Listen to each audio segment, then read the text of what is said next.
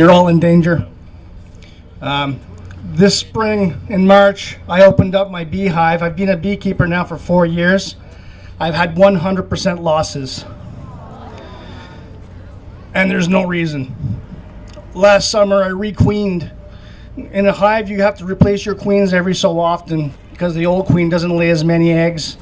I requeened with Ontario bred bees. They were selected, genetically selected. That's different from being modified. But they were genetically selected to withstand our harsh climate. They were genetically selected to be able to withstand a lot of the difficulties that honeybees normally wouldn't encounter, but they encounter here in Ontario, and they all died. So it's very important that we be conscientious of that. I saw a young man here with a poster, without the bees, we don't eat. And that is so much truer. You know, when I first started beekeeping, I placed my hives adjacent to an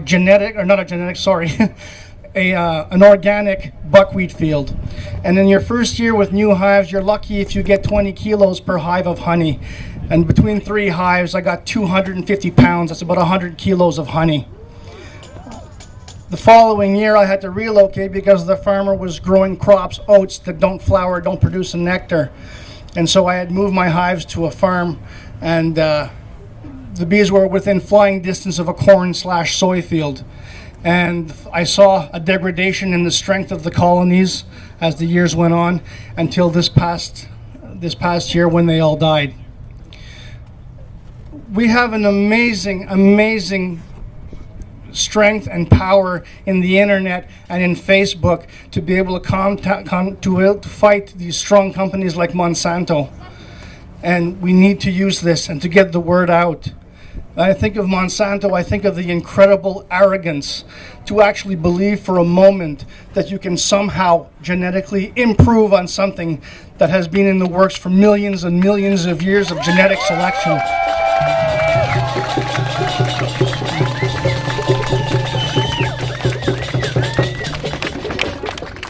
Having said that, with the internet, the change, which incidentally was very surreptitious, was very insidious.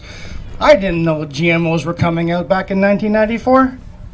Did anybody know? No. But now we know. And the change starts with us. And it goes from here to here.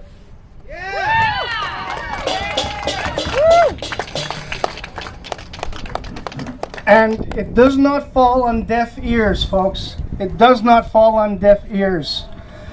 Right now, there's a Senate Standing Committee on Agriculture and Forestry, and they've been studying what's going on with the bees and whatnot.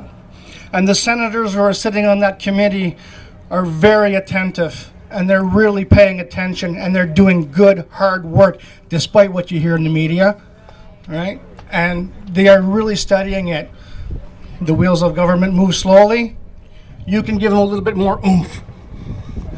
So with that, I leave you, and I thank you so much for being here, and I thank you so much for thinking of the bees. Okay?